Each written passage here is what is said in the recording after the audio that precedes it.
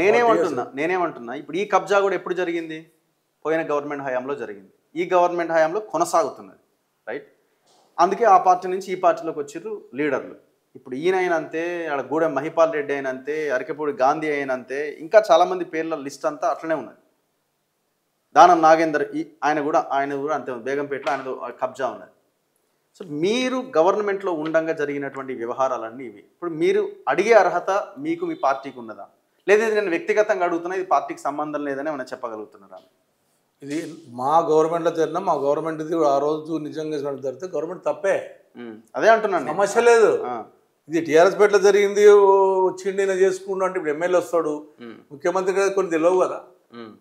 ఇతను only party మారుతుండు, ప్రజల కొరకు కాదు, ఆయన ప్రాపర్టీ కొరకు మారుతుండు అనేది క్లియర్ చెప్తున్నాను నేను. ఇది సాక్ష్యమా లేదని కోర్టు న్యాయస్థానం ఉంది.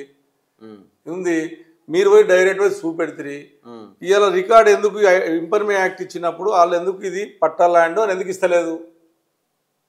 ఒక ప్రజాప్రతినిధిగా, జిల్లా ఎమ్మెల్యేగా నేను అడిగాను. తగలబెట్టిరు కదా, అప్పుడు తెలుసు కదా మీకు, తెలుసు. 1007 మండలాభినే తగలబెట్టిరు. 1007 భూముల కోసం 1007. నేనేమంటున్నా, ఇప్పుడు కూడా నేను ఇన్ఫర్మేషన్ యాక్ట్ పెట్టినప్పుడు ఒక ఎమ్మెల్యేగా నిజంగా ఆయన పట్టా అవుతుంది అనుకుంటే, ఆ దొర పట్టా అవుతుంది అనుకుంటే, నువ్వు ఇవ్వండి ఎంఆర్ఓ గారు, కలెక్టర్ గారు ఏమన్నాడు, ఎందుకు ఇన్ఫర్మేషన్ యాక్ట్లో మా దగ్గర ఏం రికార్డు లేవు, మా దగ్గర లేవని ఇస్తున్నావు అంటే నువ్వు దొంగతనం చేసినట్టే కదా అక్కడ ఉన్న పక్క వ్యక్తి. ఇవాళ మీ ఛానల్ నేను ఇద్దరము మాట్లాడితే బయటకు వచ్చింది తప్ప ఏ ఛానల్ కూడా వేస్తలేరు, ఎందుకు మరి ఆశ్చర్యం అనిపిస్తుంది. మాట్లాడతలేరా లోకల్ మీడియా వాళ్ళతో, పేపర్లతో? మీ పార్టీ మాట్లాడతలేదా? ఎందుకు వేస్తలేరు ఈ వార్తని? ఈ పార్టీ ఏమి డిసిషన్ ఆల్రెడీ కేటీఆర్ గారి దృష్టికి తీసుకెళ్లారా? తీసుకెళ్ళాం. ఆయన ఏమన్నారు? కేటీఆర్ దృష్టికి తీసుకెళ్ళాం, హరీష్ దృష్టికి తీసుకెళ్ళాం, పెద్ద దృష్టికి వెళ్ళాం. దాన్ని పోరాడమన్నారు, వాళ్ళు పిల్లు వేసారు, నేను కోర్టులో వేసిన, నేను పిల్లు వేసిన, కోర్టులో నడుస్తుంది. కానీ ఒకటి, ఈ ల్యాండ్ 200, నేను అందుంచి బిల్డర్కి అప్పీల్ చేశాను, రిజిస్టర్ అప్పీల్ చేశాను. అయ్యా మీరు అన్యాయంగా మీకు బిల్డర్గా పోయేసి నష్టపోదు, మీరు అమ్మేది మళ్ళీ బీదలకు ఆల్రెడీ ఫ్రీలాన్స్ చేసినట్టుగా. నేను అదే అంటున్నా, ఆశ్చర్యం అనిపిస్తుంది పైసా. ఏరా లేకుండా ఏమన్నా ఫ్రీలాన్స్ చేస్తారా? 300 మంది ఇండ్లు అమ్మారు, అమ్మేసారు కూడా, అమ్మేసారు 300 ఇండ్లు. నీకు పర్మిషన్ రాలేదు, నీకు నువ్వు ఒక ఏరియాలో ప్రజాప్రతినిధులు మనమే తప్పు చేస్తే ఇంకోటి తప్పు చేయడు. నువ్వు అమ్మేసుకొని 22 లక్షలు వసూలు చేసి, ఒక 30 లక్షలు వసూలు చేసి నువ్వు ఆల్రెడీ ఆన్లైన్లో పెట్టేసి ఏర పర్మిషన్ లేకుండా ఏమైనా దొరుకుతుందా? మరి ఇప్పుడు అమ్మిన వాళ్ళు, కొన్న వాళ్ళు అంతా రివర్స్ అవ్వలేదా? ఎందుకు అవుతురు అదే కదా మంట నా మీద. ఈ నా కొడుకు చేసిండు, వీడు చేసిండు, వాళ్ళు నీ మీద ఏమైతే చూసుకునేది. నాకు ఇద్దరు గన్నులు ఇచ్చిర్రు. మరి సరే ఏమన్నా కానీ అని మేము రంగంలోకి దిగినాము. ఆయన ఒక్కడే కాదు కదా ఇప్పుడు నాకు శత్రువు, నాకు 100 మంది శత్రువులు ఉన్నారు. నీ మంచి చేస్తే ఎవడేం భయపడాల్సిన అవసరం, దానికి సద్దాం కావాలంటే భయపడలేదు. సావుదా సద్దాం ఏమవుతుంది, ఉద్ధరించేది ఏముంటుంది, సస్తో 10 మంది సాయం చేసే వాళ్ళం అవుతుంది. ఓకే, ఈ ఫైట్ కంటిన్యూ అవుద్దంట. 200% పొద్దున మళ్ళీ బీఆర్ఎస్కి వస్తాడేమో, నేను దేవుని కండవ కప్పుకున్నది కాంగ్రెస్ కండవ కాదని ఇటు దుంకితే అయిపోయి ఏముంది. వాళ్ళు బీఆర్ఎస్కి వాళ్ళు తెచ్చే పొద్దున మీ నాయకత్వం కాంప్రమైజ్ అవుతుంది. ఎంతసేపు నేను వెళ్ళిపోతాను, లకేష్ పార్టీ నుంచి వెళ్ళిపోతారా? వెళ్ళిపోతా అంతే. వాడిళ్ళకి వచ్చిండు, బీద ప్రజలకు అన్యాయం చేస్తానని నిజంగా 11 ఎకరాలు ఇస్తే నేను రేపే తీసుకుంటాను పార్టీలకు. 11 ఎకరాలు రిటర్న్ ఇస్తే తీసుకుంటారు, రేపు పొద్దున చేయను కామని ప్రజలకు ఇచ్చేయమని. దానివల్ల 307 ఎకరాల ల్యాండ్ వస్తుంది. 300 ఎకరాలు అంటే సుమారు 20-30 కోట్ల ప్రాపర్టీ తీసుకోమనండి, గవర్నమెంటే ఉపయోగించుకోమనండి, స్కీమ్లు ఇవ్వనండి, ఇప్పుడు స్కూల్ బిల్డింగ్ కట్టమండి, డబుల్ బెడ్రూమ్ కట్టి ఇవ్వనండి. కానీ దొంగలను కాపాడుకుంటూ 11 ఎకరాల గరీబోళ్ళ 290 మంది ఇంట్లో నెల్లమట్టం చేస్తుంది పాప మహారాజు.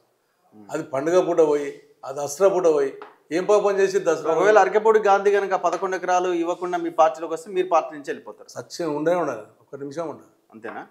కానీ ఇంకొక విషయం క్లారిటీ ఇవ్వండి, చెప్పండి. మీరు అన్ని విషయాల మీద మీరు పాజిటివ్గానే మాట్లాడాలి. ఇప్పుడు అక్కడ పేదలు ఎవరైతే కొనుక్కున్నారో పాపం, ఆ ఇల్లు హైడ్రా వెళ్ళి గులగొట్టిందో వాళ్ళకి ఎక్కడి నుంచి వచ్చింది? ఎవరో కొంతమంది అక్కడ ఉన్న రౌడీ షీటర్లు అప్పుడున్న గవర్నమెంట్ హయాంలో లోకల్ ఎమ్మెల్యే పేరు కూడా వినబడుతున్నారు. ఆయనకు సంబంధించిన అనుచరులు ఏరియాకి ఒకరు పంచుకొని 10 లక్షలకు 15 లక్షలకి అమ్మిన పరిస్థితి. ఆ పేద ప్రజలు వాళ్ళు నమ్మి మోసపోయారు. ఇంకొకటి, అక్కడ జర్నలిస్ట్ పొరపాటున పోతే తన్ని పంపించడేనట. అంటే ఆ స్థాయిలో ఉండేది అక్కడ. ఉన్న వాళ్ళు చెప్తారు, నాకున్న అది కూడా మనం మాట్లాడాలి కదా. ఇప్పుడు ఆ 270 మంది పరిస్థితి నేను ఏమంటున్నా, ఒక్కో దగ్గర ఎమ్మెల్యే దగ్గర, మా దగ్గర కానీ ఇక్కడ కానీ ఏదైనా చిన్న 50 వేల దగ్గర కార్యకర్తలు చేసుకుంటారు. మనకు తెలుసా, కొన్ని తెలుస్తాయి, తిడతాం, పిలిచి మాట్లాడతాం. కొంతమంది విన్నారు, మన మాట కూడా విన్నారు. ఎమ్మెల్యేల మాటలు డైరెక్ట్ మేము పార్టీలు ఉన్నాం మాకు ఆర్డర్ చేయడం తెలుసు అంటారు. అది సత్తార్ చంద్రుల్లో మేము ఎమ్మెల్యేలం అని చెప్పుకొని కూడా అది లేదు. ఎందుకంటే కొన్ని ఏరియాలలో కొంత కార్యకర్తలు హతోత్సవం కానీ కొంతమంది రోడేజింగ్ చేసి ఉంటాయి. అసలు మీద కేసులు పెట్టిరు, అల్లమేడికి ఎవరైతే పెట్టిండో వాళ్ళ మీద కేసులు పెట్టిరు. అప్పుడు మీకు ఆశ్చర్యం, మీరు చెప్తారు కదా బైసా, ఆ రోజు చేసిన దౌర్జన్యం వేస్తే ఆ రోజు ఆ టీఆర్ఎస్ గవర్నమెంట్ ఆర్ఐని సర్వేని ముగ్గురు సస్పెండ్ చేసింది తెలుసా. ఇదే సర్వే నెంబర్ మీద మరి ఆ గవర్నమెంట్, మరి ఈ గవర్నమెంట్ ఎందుకు సస్పెండ్ చేయదు? ఓకే, ఆ గవర్నమెంట్ సస్పెండ్, తెలిసి గవర్నమెంట్ సస్పెండ్ చేసింది ఆ రోజు. మరి ఈరోజు ఎందుకు సస్పెండ్ చేస్తారు? ఎందుకు సీరియస్ యాక్షన్ తీసుకుంటలేదు? ఇది అంటే నీ పార్టీలకు వస్తేనేమో దేవుడు అవుతాడు, వేరే పార్టీలు ఉంటే దయ్యం అవుతాడా? ఇక నా సమస్య దగ్గరకు వచ్చేసి నీ దగ్గర ఉన్నాయంటే ఇప్పుడు మొత్తం తీయండి, నేను వెళ్ళిపోయి నేను సిద్ధపడి ఎందుకు పడ్డా? ఒక ఫ్యాక్టరీలో పని చేసినప్పుడు నాకు ఫ్యాక్టరీలో పని అవసరం లేదు, నాకు కాంప్రమైజ్ అవసరం లేదు, బయటకు వచ్చిందంటేనే నేను వేసుకుంటున్నా తెచ్చుకోవాలి. ఓకే, ఎంతమందిని పుట్ట కొడతారు పార్టీలు మారుకుంటా మీరు? ఒక పార్టీలకు ఇంకో పార్టీ రానికే చచ్చిపోయిన ఆ రోజులా. ఇద్దరు సేమ్ కమ్యూనిటీ ఉన్నట్టుందిగా? కాదు కాదు కాదా? ఓ మీది వేరే ఆయన, సారీ, నేను proper Kukatpally. Okay, anyway thank you very much. అంటే మొత్తం ఓన్లీ 11 ఎకరాల మీదనే పడ్డరా? గాంధీ 307 ఎకరాలు సార్, అది మళ్ళీ కాదు, ఆయనది ఇంకేమన్నా వేరే వాటి మీద కూడా పడ్డరా మీరు? అన్నిస్తే ఇప్పుడు నీకు అన్నిస్తే మీకు ఇప్పుడే ఓన్లీ మీ నియోజకవర్గంలో జరిగిన నా నియోజకవర్గంలో కూడా ఎంటర్ అయ్యింది సారు. ఓకే, ఆయన బినాంలను ఆయన కార్పొరేటర్లను పెట్టి ఆయన సొంత కార్పొరేటర్ ప్రజెంట్ కార్పొరేటర్ మనల్ని ఇన్వాల్వ్ అయిపోయి చేసుకుంటున్నాడు. మీకు ఇస్తా డీటెయిల్.